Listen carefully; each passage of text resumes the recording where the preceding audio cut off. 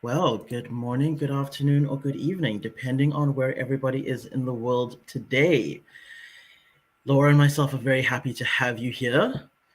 I think because today's episode is going to be slightly different, more about contrast and what to do with that than anything else.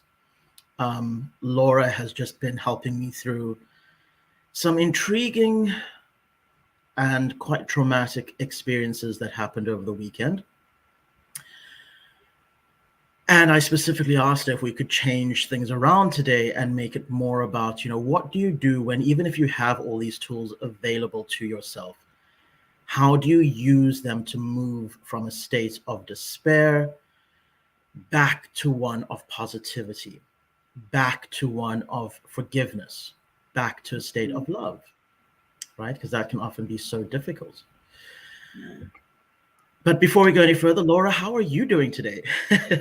I'm fine, thank you. I'm a little bit upset for what you experienced, but as we were saying, um, as guides, as teachers, and as human beings that are really working on self evolution, when this type of negative contrast comes into our life, unexpected, certainly undesired, how do we Mhm. work together as friends to support one another?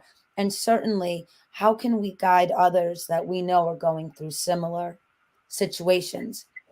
And using that thought process of no matter what the condition is, no matter what the situation is, how do we take an unwanted contrast, a negative contrast, and do something really amazing, not only for ourselves, but as you said, to experience forgiveness within ourselves so that our compassion grows, so that we vibrate differently.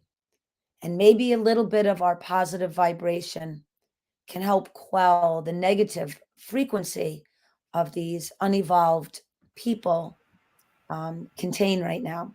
But I'm doing really well. I'm my typical not sleeping self because I'm in a creative space and I'm doing a lot. Um, but lovely. Of course, I'm at the shore again, which is always healing. Mm. So I'm good. I'm excited. I love our podcast. We missed last week um, because of, I think, the blackouts and everything that you Yep. are going through there. But happy to be here and excited. So thank you. Awesome, awesome, awesome. Well, thank you for being here with us. Well, with me, I should say, and with Yes. our audience as well. Yes. Because, yes, it has been a challenging past week, and it is not showing any signs of letting up anytime soon in South Africa with our rolling blackouts. So, we've been told that this is going to continue for at least the next 2 weeks, Wow. possibly another three. So Oof. it is putting a tremendous strain on a lot of people as also, I mean, all over the world, gas prices continue to rise. So people can't run their generators to power their businesses. Mm. It's quite intense. I read an article yesterday saying that there are homes in several large suburbs in South Africa that have not had power for over 2 months now because the transformers blow and they can't get the grid back up. So they're not even having like us where it's 8 to 12 hours a day where we don't have power, sure. But at least at some point we have power, right? And we're very grateful for that. But there are people out there who just haven't had anything. And then that starts to make you wonder, how do people stay resilient in the face of those kinds of challenges where it's now impacting your ability to put food on the table, your ability to make money to pay for your basics, right? Just the basics. And also, I remember you sharing with me that Elon Musk, on some level, I'll use him as a point of reference, Mm, reached out to say, let me help. And the powers in place said, no, thank you. And then all of us, right, begin to suffer because what is it about the leadership that's in place, no matter where you are in the world, do not want to be a leader of a positive nation? What is going on in the mindset? So, if I were a leader, if I were president of the United States of America, all I would want to do is empower my people. I would want to empower them. I would go to the end of the earth to find a way to be the leader of an empowering nation or state or country. What is going on in our world that people are feeling a sense of power through negative contrast? What's going on? And how can we, all of us that are trying to heal, trying to forgive, trying to get past lots of small and large traumas of our whole life, how do we become resilient? How do we think in a way that allows us to not only get through these situations, but transcend through them?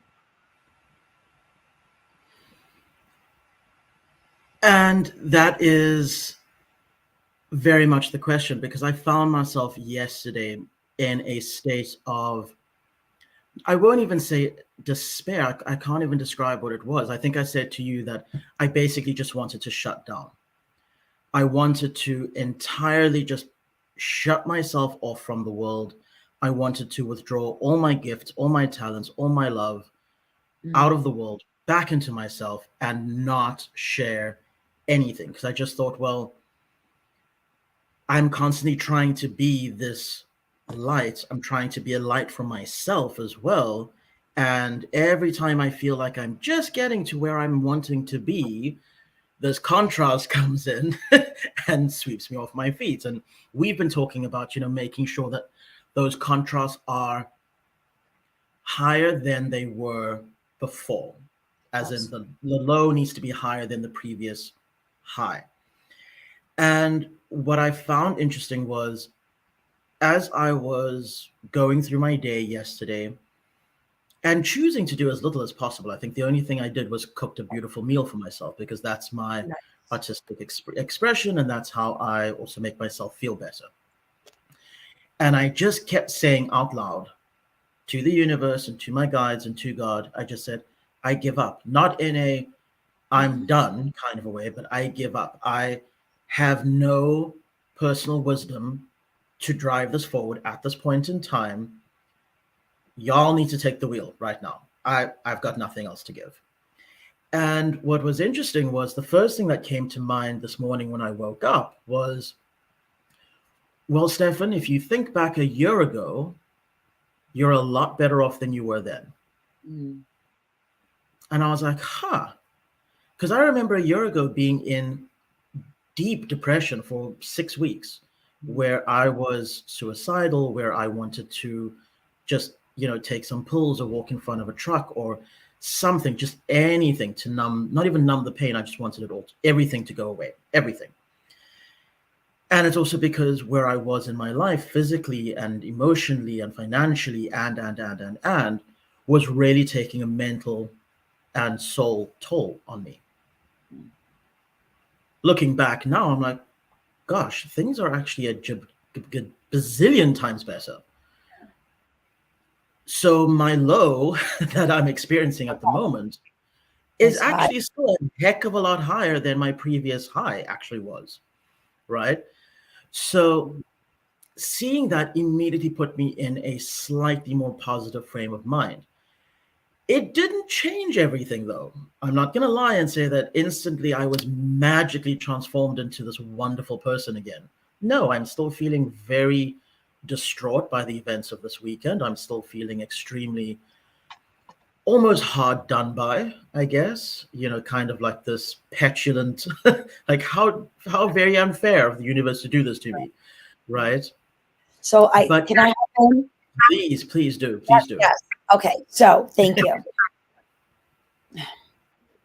The higher part of you, and this is for everyone, the wisdom, the insight, the survival feeling, that is intact, right? That is that part of you that was vulnerable, was strong, to say to outside forces, what who all of the audience that's listening, it does not matter who you connect with.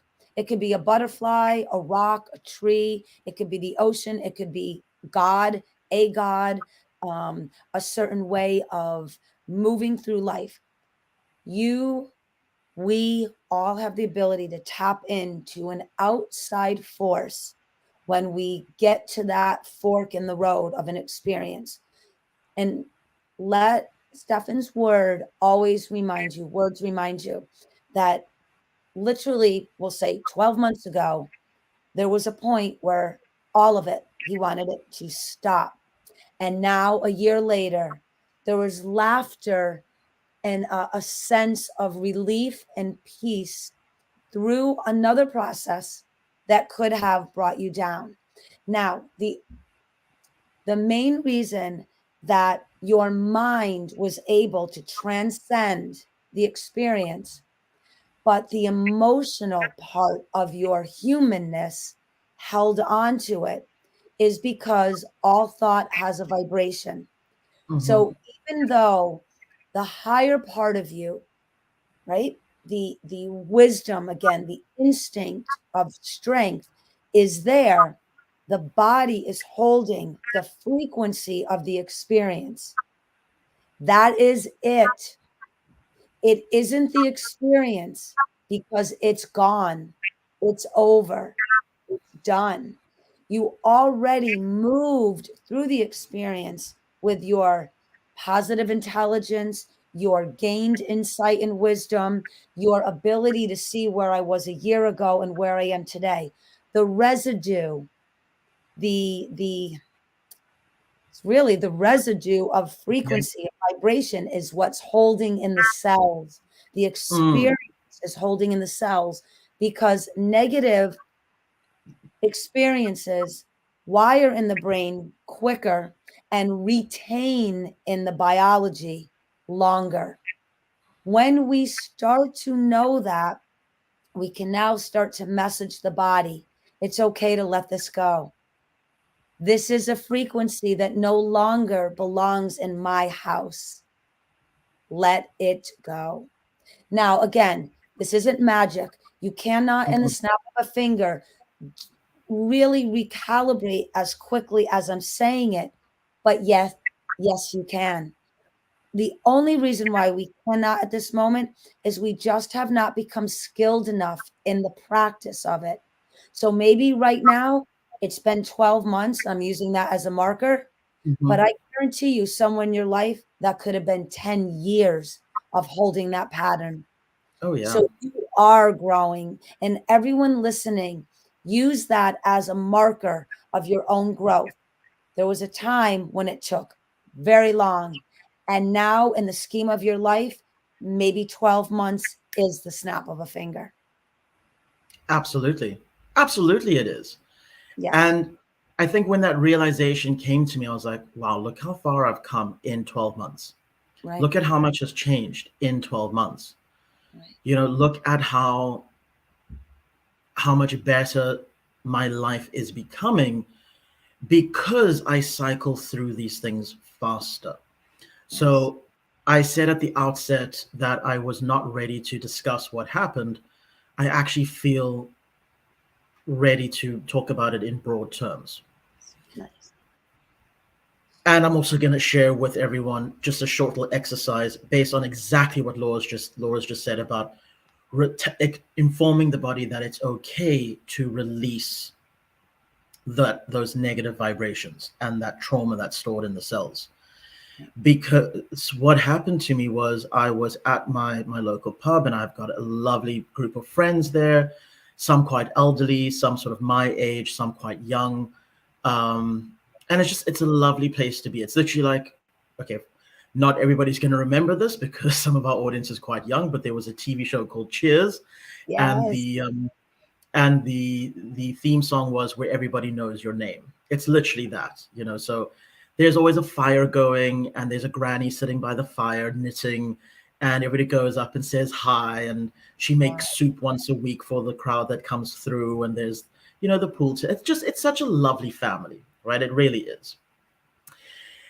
And what happened on Saturday was there was quite a lot of people from out of town who'd come into our little sleepy village, and they overheard a conversation between myself and another friend, interestingly enough, about his journey in terms of acceptance of people of different cultures and people of different sexual orientations, because he grew up in a big city, but a very closed community that was very, in his own words, very old fashioned, right? So, you know, he even said he's like, people of color were not considered to be the kind of people that he should ever associate with. And it was only when he started to get out of school and start working and realize that, hang on, these people are just like me, right? There's Yeah. absolutely nothing weird about them. And then he said he still retained a lot of animosity towards um, people of the LGBTQ plus community, only to find out after 6 months of living with two roommates that his one roommate was actually gay and he had no idea. Wow.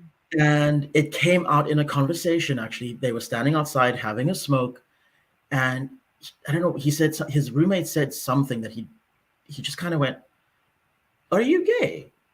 And he was like, "Yes, I am." And he looked at him and he said, literally in that instant, he went, "Huh." And he looked at his friend, his roommates again, and he goes, "That's odd." And his roommate was like, "What?" He goes, "Well, because I was always taught to hate people of that orientation. And yet here you are, you've been a great friend to me. There's nothing weird or abnormal or anything about you. And I've had this belief that you've just turned on its head instantaneously."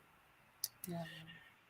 And it was just such a wonderful, mature way to approach, that kind of situation, especially given his upbringing. Right. Only to have a group of people who were sitting opposite, who overheard this conversation. So they weren't with us at all. They didn't know us at all. And they took it upon themselves to start throwing out some really intense racial and homophobic slurs our way. And it was quite hurtful, not going to lie. It was very, very hurtful. And I spoke to the owner. I went up to the owner and I said, "Hi, I think you should just maybe keep an eye on this group. They haven't done anything, but just keep an eye." Right. And she said, "Well, I'm quite busy." But she said to her daughter, who's the co-owner, she says to her daughter, "Just keep an eye on them, etc." Not 5 minutes later, because I went out the back just to breathe and calm myself down a bit so that I could re-engage, I hope from a point of, either maturity or just disengage and, not allow that energy to affect me. Come back in, and it turns out that they decided to attack several of the patrons. And that whole experience just really was jarring. It was jarring to me. It left a bitter taste in my mouth. I think on the one hand, because I'm very protective over my friends. So I was upset that I wasn't there to protect them. But then the bigger thing was I had this anger, this deep anger that welled up, where I was like, well, I hope karma gets them or something gets them, or whatever the case may be. And that then quickly turned into a whole day of just feeling almost, like I said, almost despair, where I'm just like, what is the point in trying to shine a light out into the world if this is the kind of response we're getting? And whilst you were talking, sorry, I'll be done very, very briefly, but whilst you were talking, I started flashing back to things that I've said to clients in the past about my own experiences with racism, with homophobia, with just general bigotry, right? Where I always say you have to remember that hurt people, right? And as you were talking about that, the fact that that trauma stays in your body, in your cells. So even when your mind is able to start moving forward, your body and your soul might tend to resonate still with that emotional frequency. An exercise that I would always do when I had that kind of problem was imagine a cage, almost like a bird cage, right here in the center of my chest, right? And I'd imagine all these people in there who have Mm. wronged, who I have anger and animosity to. And as you were talking, I immediately started remembering the faces of that entire group. And I envisioned them in this cage in me, because I'm holding on to that, right? I'm holding on to it. And then I envisioned that cage opening and one by one saying, I forgive you. I don't know what trauma you've been through, Yeah. but clearly it's something. Otherwise, you wouldn't feel the need to lash out like that at someone who's not trying to harm you in any way, shape, or form. But I forgive you for that. And I hope you can heal. And I just started doing that one by one as you were talking. I can feel myself getting lighter. It's not magic, people, okay? There is still a lot of in me, but I can guarantee you run that little visualization a few times and you will start to be able to let it go. Yeah. So again, my level of heartfelt compassion for you, and the people that you were with that went through that. Most of us are beautiful souls and caring, devoted human beings to one another. But it always feels like the negative experiences, the negative trauma, whether it's personally in a pub or blaring on our TV screens, for most of us, it does cause that feeling. And what happens is we begin to feel anger, we begin to feel hatred, we begin to judge. Because how can you not? What we're seeing, our hearts and souls know this is not how it is supposed to be anymore. We are an evolved planet. Why are we living so unevolved? What is going on? But then it does come to the individual.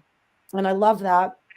Part of the um, book that I'm writing, that I've talked to you about this, the anti-bullying book, where I want to Mm, incorporate Ep03 = Z, which is the empowering formula within the science of empowerment, is about that being caged.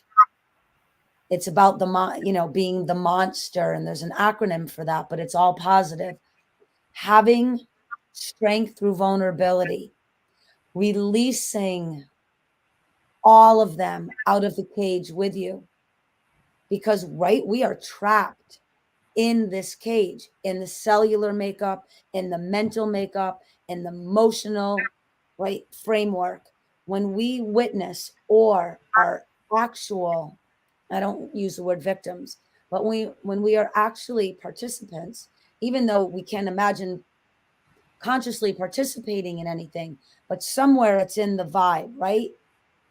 I truly believe that it is in place for someone like you, the strength, the wisdom, the self education to come out, express this to the world, to be able to say, it is possible to witness and be involved in something that is very destructive, very ugly, but I can teach you, guide you, or express to you there are tools, there are coping mechanisms to begin to release this. And that was such a beautiful example of being in a cage in the solar plexus area, in the core where we hold many of our traumas and our stresses. They tend to come out in headaches, backaches, all kinds of mm, issues, but it sits in our core. And to say, I release. None of us are forgiving these human beings and saying, go have a beautiful life and I forgive you for what you've done. The forgiveness, as we know, is for ourselves. We are yeah. forgiving through the metaphor of others and releasing them, but it isn't. The forgiveness is an actual energy exchange of holding the trauma and releasing it. And we use the players as the exercise of releasing, but it is within our own body that the act of forgiveness begins to dissolve the holding pattern inside. So I hope that helps a little bit and gives a little bit of an explanation of how the cells hold on to the trauma and how forgiveness is not about the other person as much as it is for releasing the energy that we hold accountable with those people. that caused us the experience in the beginning. Absolutely. And it's interesting that you phrased it that way, because I read a book by Vishen Lakiani Mm. called, oh gosh, I actually can't remember the name now. Anyway, irrelevant, I suppose. It'll come to me, and I'll share it with the audience at And for another those time. who But don't know who that is, he's the founder and leader of Mind Valley, which is an empowering oh, educational community of all styles of people that add in their greatness and their brilliance to help level up the world from what you just went through. exactly that. Thank you for sharing that. And he's so incredible with the type of people that he brings to the fore, right? But in his book, he recounts how he was part of a scientific study where they actually measured brain patterns, and specifically around forgiveness. Mm. So in the study, they get hooked up to this machine, right, that monitors the brain activity, and they're told to think about things that they are holding onto. And the scientists afterwards would compare the brain scans with that versus when they actually managed to forgive. And Mm. it's interesting that if they just said, I forgive this situation or this person, but didn't actually forgive them, Right. the brain patterns stay the same. The moment they actually forgave the situation and the person, the brain pattern did this amazing thing where it would settle into an almost meditative state instantly. Because it's frequency. It's frequency. It's frequency. I am so sorry to interrupt. I want everyone to understand that what we're talking about is science, emotional science, intelligence science, spiritual consciousness. This is how we become evolved and we transcend these types of experiences quicker and then help other people with it. It's it's the recalibration of the frequency of holding the thought to something negative, hurtful, that stays in the body. We all have the genius, the greatness in us to recalibrate these experiences, these patterns very quickly. Absolutely, we do. And I don't think any of the Holy Scriptures and every single book, no matter which one you look at, Mm. emphasizes forgiveness, right? You have to forgive. Do not let an issue fester. Don't do it. Forgive, forgive, forgive. And what's interesting, I actually did a course on wealth manifestation. Mm. And the reason I say that that's interesting is because the last exercise that this particular gentleman gives, and he says at the outset, he goes, this one is the most important one. He goes, if you want to be a multi millionaire, this is the most important thing you can do, but it's also the hardest. So now, of course, everybody's like sitting up and going, oh, what is it? He goes, forgive. Yeah. He goes, if you've learned to forgive every instance or situation or person in your life Mm. who has wronged you in any way, shape, or form, he's like, your energy levels, you up level so quickly, your vibration becomes one of abundance without you even having to do abundance meditation or manifestation. He goes, just forgiving opens you up to blessings.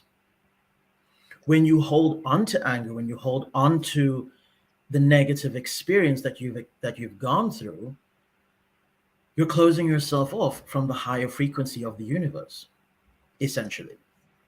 And again, for those new to what self evolution or collective elevation looks like, or just what is frequency. And as we grow together, we're going to touch upon so much of this and really dive deep into it.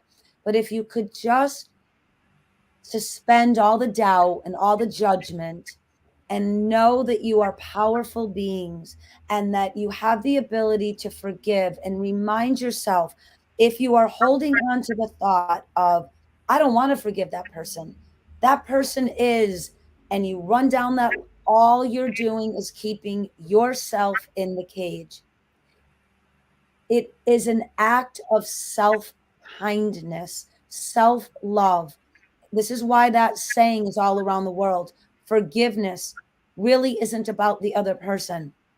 It really isn't, because some of these people, like that group that came into that beautiful family environment, they will travel and continue to do this to others because they're a little traveling bug of negativity. Right.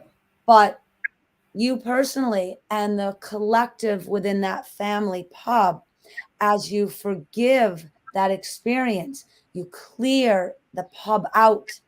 You clear each other out of that holding pattern in the cage of their negativity. They came in, okay, I'm going to say something like this. This is not, how am I going to say this?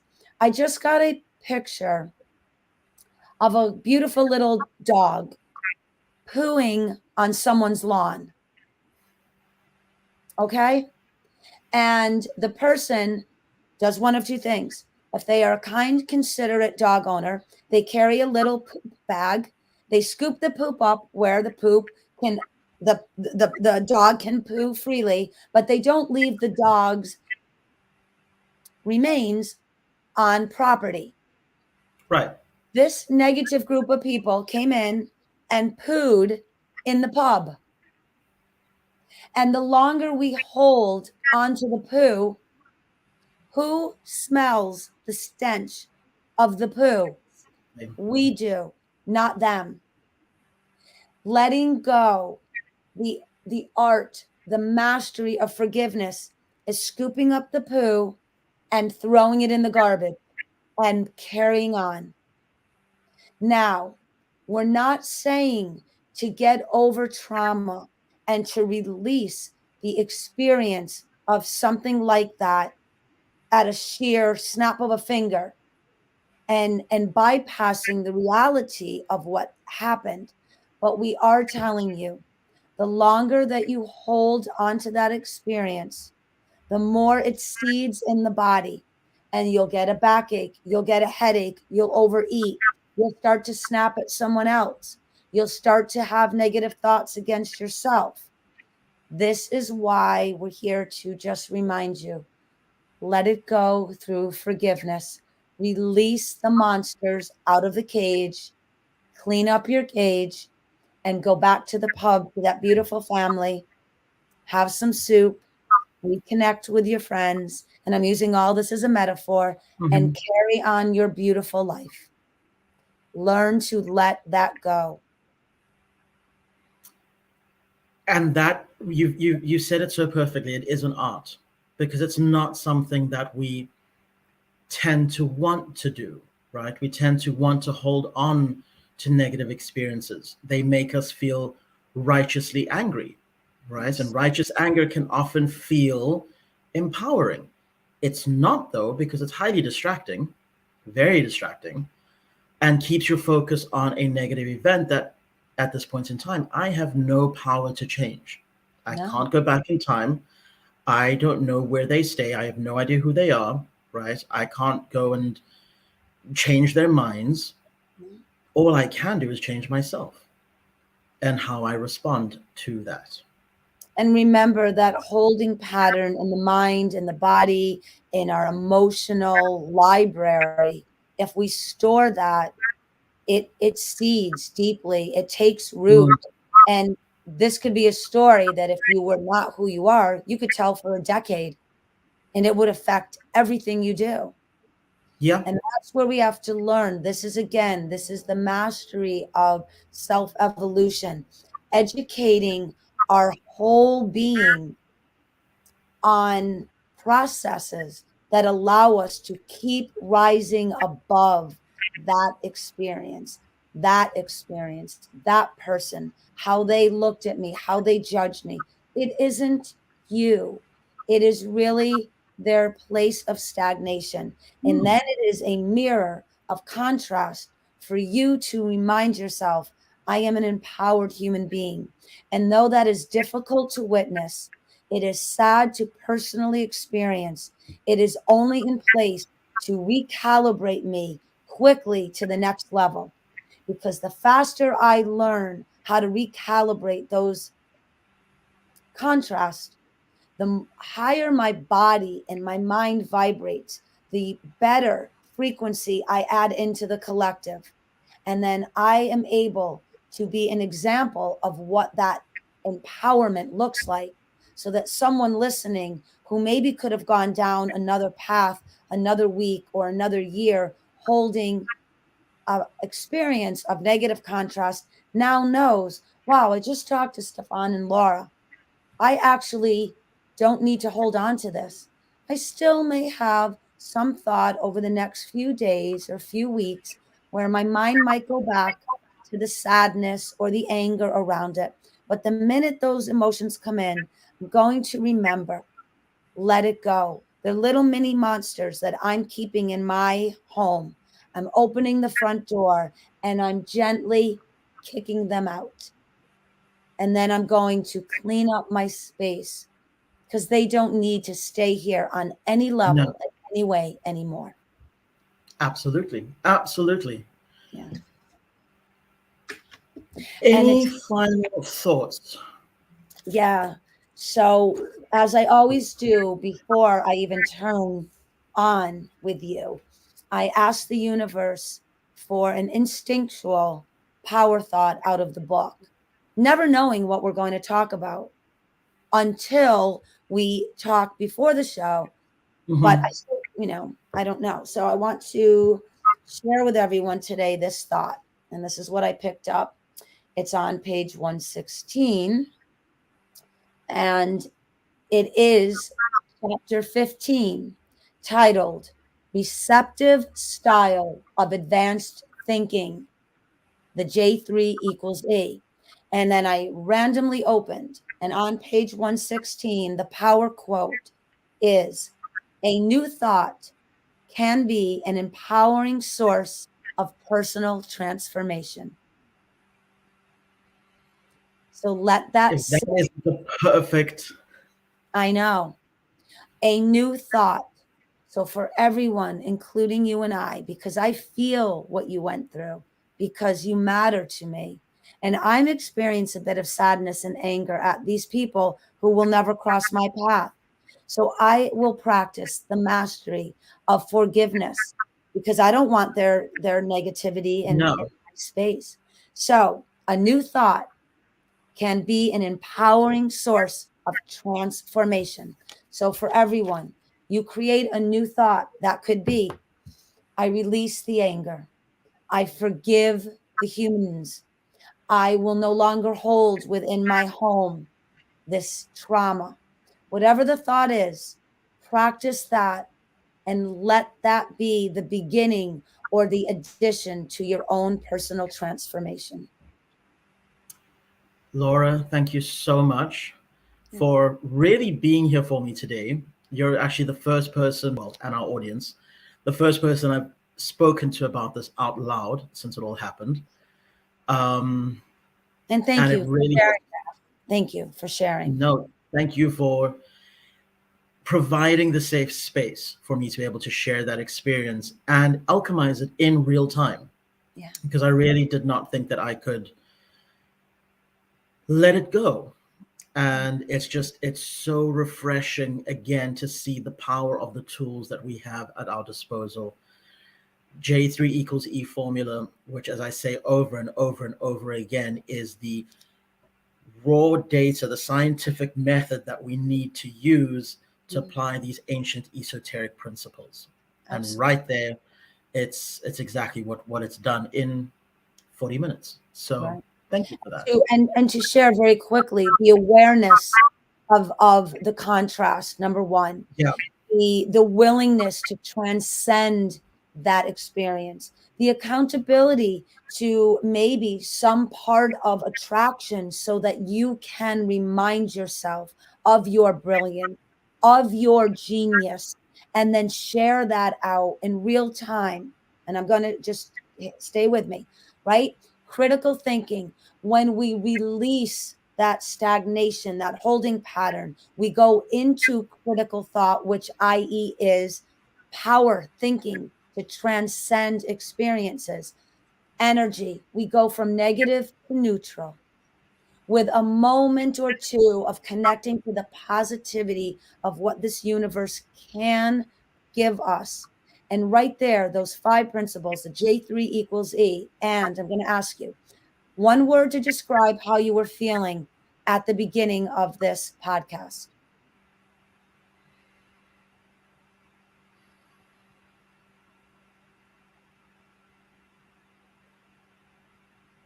Low. One word to describe how you feel now. Hopeful. Beautiful. And look at that in real time, the gift that you have offered our listening audience of how you personally experienced this. You went from low is a vibration, to hopeful. Hopeful is what holds this world together. The hope that we can someday have such an effect on those styles of human beings that felt the need to walk in and bring that hurt in, that somehow we can help shift those types of human beings so that they begin to add better energy into the collective. But you now are, your low energy has now moved and transcended into neutrality and even up to one of the highest levels of positive thinking, hope. It's a beautiful gift to give this It audience. is. It is indeed. Laura, thank you so much. Thank Ladies and you. gentlemen, our podcast is a little bit short today, again, because of rolling blackouts in South Africa. So we have to fit more into less time. We're rolling with the blackouts in a positive Rolling with way. them. Absolutely, absolutely. And I intend to use, actually, I spoke to one of our colleagues over the weekend, and I said, let's use the blackouts this week to focus on our yoga and breath work and mental work that we need to do to keep our vibrations high whilst we deal with these challenging times, which is actually an incredible gift. So every cloud has a silver lining. And Absolutely. yeah, Laura, have a wonderful time today. You too. As always, we will, well, I shouldn't say as always, but hopefully, definitely, touch wood, we will definitely be back on Friday with our Empowered Tarot podcast Yes. with the energy for the upcoming week, which I quite look forward to. Sorry that we missed that last week, but this week we're going to make a concerted effort to make sure we get that over the line. Wonderful. If the powers that be play ball with us, which I'm sure they will, because that's what I'm putting out into the universe. So, Yes. yeah. To all our listeners, have a wonderful week, and we hope that the experiences and wisdom that we have managed to share with you today from the universe helps you to navigate whatever issues and challenges you might be facing in your own life. Till next time. Remember, everyone, you're beautiful, you're brilliant, and you are equipped with what is needed to transcend all experiences. Fantastically said. Thank you, everyone. Thank Bye for you. now.